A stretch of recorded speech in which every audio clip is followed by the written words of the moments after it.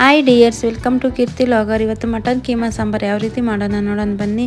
ಇಲ್ಲಿ ನಾನು ಮೊದಲಿಗೆ ಕೊಬ್ಬರಿ ಮತ್ತು ಚಕ್ಕೆ, ಲವಂಗ, ಹಸಿಮೆಣಸಿನ್ಕಾಯಿ, ಶುಂಠಿ, ಬೆಳ್ಳುಳ್ಳಿ, ಕಾಳು ಮೆಣಸು, ಹುರ್ಗಡ್ಲೆ, ಕೊತ್ತಂಬರಿ ಸೊಪ್ಪು ಇಷ್ಟು ತಗೊಂಡಿದ್ದೀನಿ. ಮತ್ತು ಸಾಂಬಾರು ಮಾಡೋಕ್ಕೆ ಈರುಳ್ಳಿ, ಕಾಯಿ ತುರಿ ಮತ್ತು ಚಕ್ಕೆ, ಲವಂಗ, ಕಾಳು ಮೆಣಸು, ಕೊತ್ತಂಬರಿ ಸೊಪ್ಪು, ಶುಂಠಿ, ಬೆಳ್ಳುಳ್ಳಿ ಇಷ್ಟು ರೆಡಿ ಮಾಡಿಕೊಂಡ್ರೆ ಬೇಗ ಪಟ ಅಂತ ರೆಡಿ ಮಾಡ್ಕೋಬೋದು.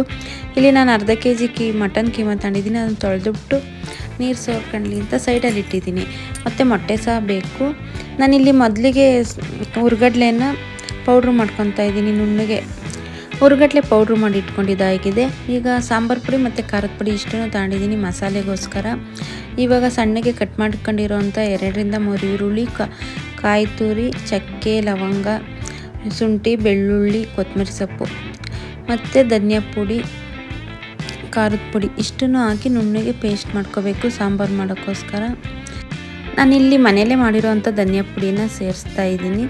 2 ಚಮಚ ಧನಿಯಾ ಪುಡಿ ಮತ್ತು ಖಾರಕ್ಕೆ ಎಷ್ಟು ಬೇಕೋ ಅಷ್ಟು 1.5 ಚಮಚದಷ್ಟು ನಾನು ಖಾರದ ಪುಡಿ ಹಾಕ್ತಾಯಿದ್ದೀನಿ. ನೀವು ನೋಡಿ ಖಾರನ ಸೇರಿಸ್ಕೊಳ್ಳಿ. ಇಷ್ಟನ್ನು ಸ್ವಲ್ಪ ನೀರು ಹಾಕಿ ನುಣ್ಣಗೆ ಪೇಸ್ಟ್ ಮಾಡ್ಕೋಬೇಕು. ಈ ನುಣ್ಣಗೆ ಪೇಸ್ಟ್ ಮಾಡ್ಕೊಂಡಿರೋದನ್ನ ಒಂದು ಬಾಟ್ಲಿಗೆ ಟ್ರಾನ್ಸ್ಫರ್ ಮಾಡಿಕೊಂಡು ಇದೇ ಮಿಕ್ಸಿ ಜಾರಿಗೆ ಮಟನ್ ಕೀಮಾ ಮಾಡೋಕ್ಕೆ ನಾನು ಆವಾಗಲೇ ತೋರಿಸಿದ್ನಲ್ವ, ಮೆಣಸಿನ್ಕಾಯಿ, ಶುಂಠಿ, ಬೆಳ್ಳುಳ್ಳಿ, ಕಾಯಿ ತುರಿ ಮತ್ತು ಕಾಳು ಮೆಣಸು, ಚಕ್ಕೆ, ಲವಂಗ ಮತ್ತು ನಾನು ಆವಾಗಲೇ ಮಸಾಲೆ ತೋರಿಸಿರಲಿಲ್ಲ. ಇದಕ್ಕೂ ಸ್ವಲ್ಪ ನಾವು ಧನಿಯಾ ಪುಡಿ ಮತ್ತು ಖಾರದ ಪುಡಿನ ಆ್ಯಡ್ ಮಾಡ್ತಾಯಿದ್ದೀನಿ.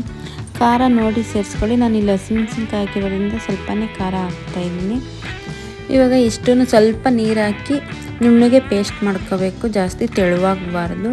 ನೋಡ್ತಾ ಇರ್ಬೋದು ನೀವು, ಇದನ್ನು ನಾನು ನುಣ್ಣಗೆ ಪೇಸ್ಟ್ ಮಾಡ್ಕೊಂಡಿದ್ದೀನಿ. ಇವಾಗ ಮಟನ್ ಕೀಮಾ ಇದೆಯಲ್ವ ಅದಷ್ಟೇ ಮಿಕ್ಸ್ ಮಾಡ್ಕೋಬೇಕು ರುಬ್ಬಿರೋಂಥ ಮಸಾಲೆನ.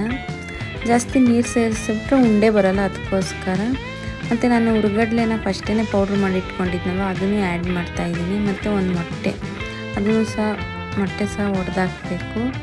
ಮೊಟ್ಟೆ ಎಲ್ಲ ಸೇರಿಸಾದ್ಮೇಲೆ ಚೆನ್ನಾಗಿ ಮಿಕ್ಸ್ ಮಾಡ್ಕೋಬೇಕು. ಮತ್ತು ರುಚಿಗೆ ತಕ್ಕಷ್ಟು ಉಪ್ಪನ್ನು ಸೇರಿಸ್ಬೇಕು. ನಾನು ಮಿಕ್ಸಿಯಲ್ಲಿ ಪೇಸ್ಟ್ ಮಾಡ್ಕೋಬೇಕಾದ್ರೆ ಉಪ್ಪು ಹಾಕಿದೆ ಮಸಾಲೆ ಜೊತೆನೇ. ಇಷ್ಟನ್ನು ಸೇರಿಸಿ ಚೆನ್ನಾಗಿ ಮಿಕ್ಸ್ ಮಾಡ್ಕೋಬೇಕು, ಹೊಂದ್ಕೋಬೇಕು.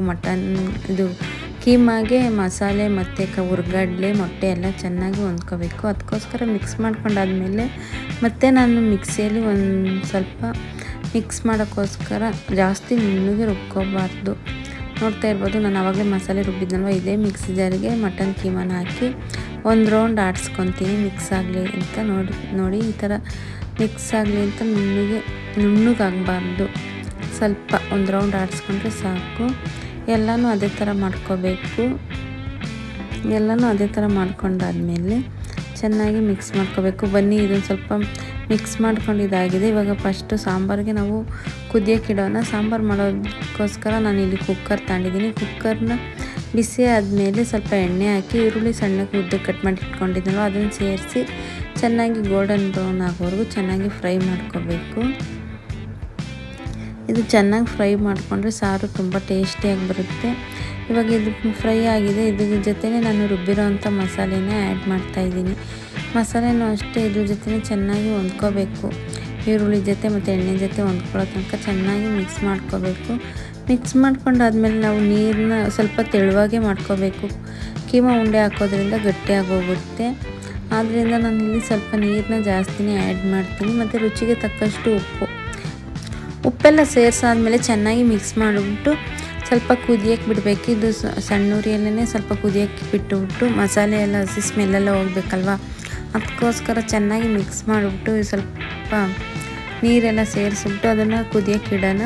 ಅದು ಕುದಿಯೋ ಅಷ್ಟೊತ್ತಿಗೆ ಬನ್ನಿ, ನಾನು ಇಲ್ಲಿ ಚಿಕನ್ ಕೀಮಾನ ಮಿಕ್ಸಿಗೆಲ್ಲ ಹಾಕಿ ರೆಡಿ ಮಾಡ್ಕೊಂಡಿದ್ದೀನಿ. ಅದಕ್ಕೆ ಸ್ವಲ್ಪ ಎಣ್ಣೆನೂ ಸೇರಿಸ್ಕೋಬೇಕು. ಎಣ್ಣೆ ಎಲ್ಲ ಸೇರಿಸ್ಕೊಂಡಾದ್ಮೇಲೆ ಸೈಡಲ್ಲಿ ಸ್ವಲ್ಪ ಎಣ್ಣೆನೂ ಬಿಟ್ಕೊಂಡು ಇವು ಸಣ್ಣಗೆ ಉಂಡೆ ಮಾಡ್ಕೋಬೇಕು. ನಾನು ಜಾಸ್ತಿ ಸಣ್ಣನೂ ಅಲ್ಲ ದಪ್ಪನೂ ಅಲ್ಲ, ಮೀಡಿಯಮ್ ಗಾತ್ರದಲ್ಲಿ ಉಂಡೆ ಮಾಡ್ಕೊಂಡಿದ್ದೀನಿ. ನೀವು ಈ ರೀತಿ ಮಕ್ಳಿಗೆ ಹಾಕ್ಬೋದು, ಇಲ್ಲಾಂದರೆ ವಯಸ್ಸಾದಂಥ ಅಪ್ಪ ಅಮ್ಮಂಗೆ, ಅಜ್ಜಿ ತಾತಂಗೆಲ್ಲ ಈ ರೀತಿ ಮಾಡಿಕೊಟ್ರೆ ಅವರು ಮಟನ್ ತುಂಬ ಇಷ್ಟಪಟ್ಟು ತಿಂತಾರೆ. ಮತ್ತು ಶುಗರ್ ಇರೋರಿಗೂ ತುಂಬ ಒಳ್ಳೆಯದು. ಇದಕ್ಕೆ ನಾವು ಕೊಬ್ಬಿನಂಶ ಏನೂ ಇರೋಲ್ಲ. ಅದಕ್ಕೆ ರೆಡ್ ಕಲರ್ ಮಟನಲ್ಲಿ ಈ ರೀತಿ ಕೈಮಾ ಮಾಡಿಸ್ಕೊಂಡು ಬಂದಿರ್ತೀವಲ್ವ, ಅವರು ಶುಗರ್ ಇರೋವಂಥ ಪೇಷಂಟ್ಗಳು ಸಹ ತಿನ್ಬೋದು. ಈ ರೀತಿ ನೋಡಿ ಉಂಡೆ ಮಾಡ್ಕೊಂಡು ಇಟ್ಕೊಂಡಾದ್ಮೇಲೆ ಇವಾಗ ಸಾಂಬಾರು ಕುದಿ ಬರ್ತಿದೆ.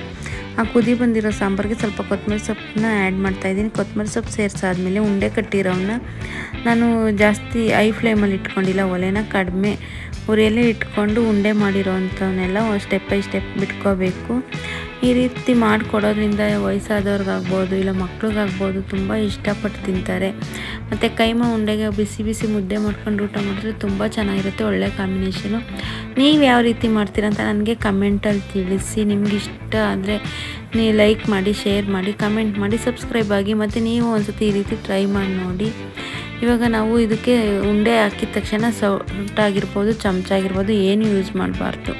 ಸ್ವಲ್ಪ ಶೇಕ್ ಮಾಡಿಬಿಟ್ಟು ಒಂದು ಪ್ಲೇಟ್ ಮುಚ್ಚಿಕ್ಕಿದ್ರೆ ಸಾಕು. ಇವಾಗ ಇಲ್ಲಿ ನೀವು ನೋಡ್ತಾ ಇರ್ಬೋದು, ಈ ರೀತಿ ಶೇಕ್ ಮಾಡಿಬಿಟ್ಟು ನಾವು ಕಡಿಮೆ ಉರಿಯಲ್ಲೇ ಬೇಯಕ್ಕೆ ಬಿಡೋಣ. 5 ರಿಂದ 10 ನಿಮಿಷ ಸಾಕು, ಬೆಂದೋಗುತ್ತೆ. ಬೆಂದಿರೋದು ಯಾವ ರೀತಿ ಗೊತ್ತಾಗುತ್ತೆ ಅಂದರೆ ಇಲ್ಲಿ ನೀವು ನೋಡ್ತಿರ್ಬೋದು, ಈ ಥರ ಬೆಂದಿದ್ರೆ ಅದೇ ಎಲ್ಲ ಮೇಲ್ಗಡೆ ತೇಳ್ಕೊಬರುತ್ತೆ. ಇವಾಗ ಬಿಸಿ ಬಿಸಿಯಾದ ಕೈಮಾ ಸಾಂಬಾರು ರೆಡಿ ಆಗಿದೆ.